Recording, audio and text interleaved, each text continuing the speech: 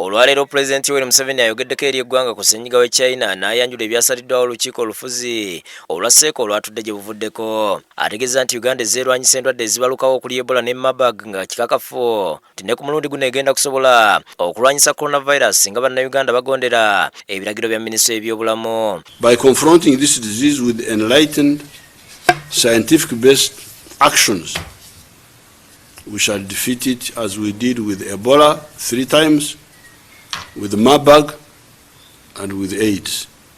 Annyodde obulwadde buno kwe buva n'engeri gye busaasaanyizibwamu. Agamba okusinza ku ebyo baayisiza ebiragiro okutangira obulwadde buno nga bwe kiri mu mawanga amalala. Alagidde amasomero gonna n'amatendekero aga waggulu gaggalwe okumala omwezi mulamba okutandika n'olwokutaano kitaasa abayizi abasoma mu bukadde 15 singa obulwadde bubalukawo. It is wise that we temporarily remove these concentration points by closing all the primary and secondary schools, pre-primary, as well as all the universities and tertiary institutions for 1 month, starting with Friday, the 20th of March, 2020, starting at midday.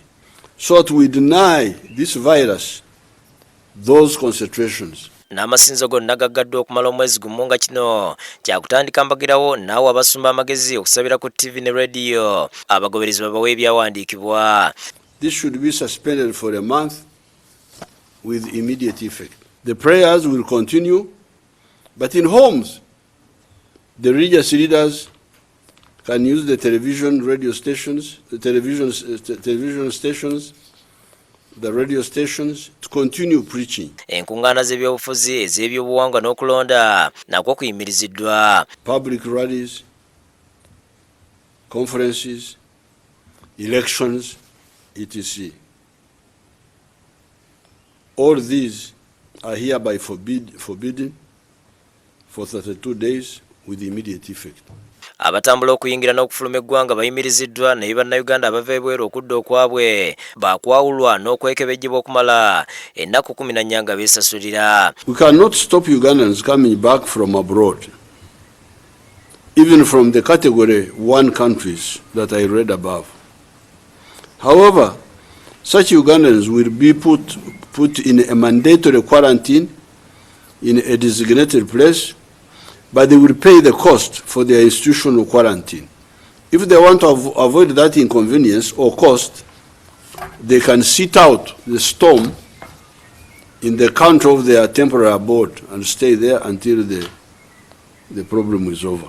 Ebifo eby'olukale okuli obutale, paaka za mmotoka, supermarket n'ebirala byo byakusigala nga biggule wabula balagiddwa okugoberera amateeka agasibwawo minisitule y'ebyobulamu. These should continue functioning, but with standard operating procedures.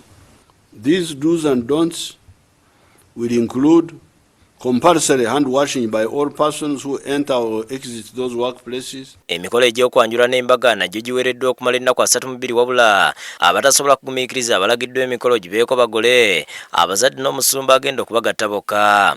These are less than, as long as the number is less than 10 people. The scientific marriage could then later, at an appropriate time, be followed by the Uganda style one. Okuziika kusaliddwawo kubeere kwa banganda ne balirwana abatonotono. We cannot ban or postpone burials for 32 days.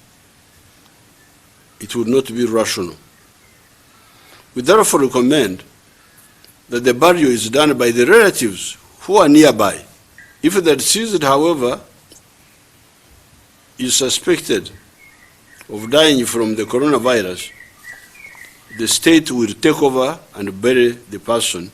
President era wadde bannayuganda amagezi abatalina mmotoka basigala waka nga n'abatasobola kukyebera balina okutambulira mu mmotoka ezituukiriza ebisaanyizo bya minisitule y'ebyobulamu nga babakolola tebabakkiriza mu mmotoka. Do not travel unless it is absolutely necessary if you are using public transport. If you don't have your own car, don't travel. Stay in your place unless you can't avoid it. Ebivulu amabaala n'ebyamasanyu ebya buli kika biyimiriziddwa nga n'abo abatera okukozesa ssente baweereddwa amagezi okukozesa mobile money. Drunkards sit close to one another, They speak with saliva coming out of their mouth. They are a danger to themselves. All these are suspended for a month, for 32 days.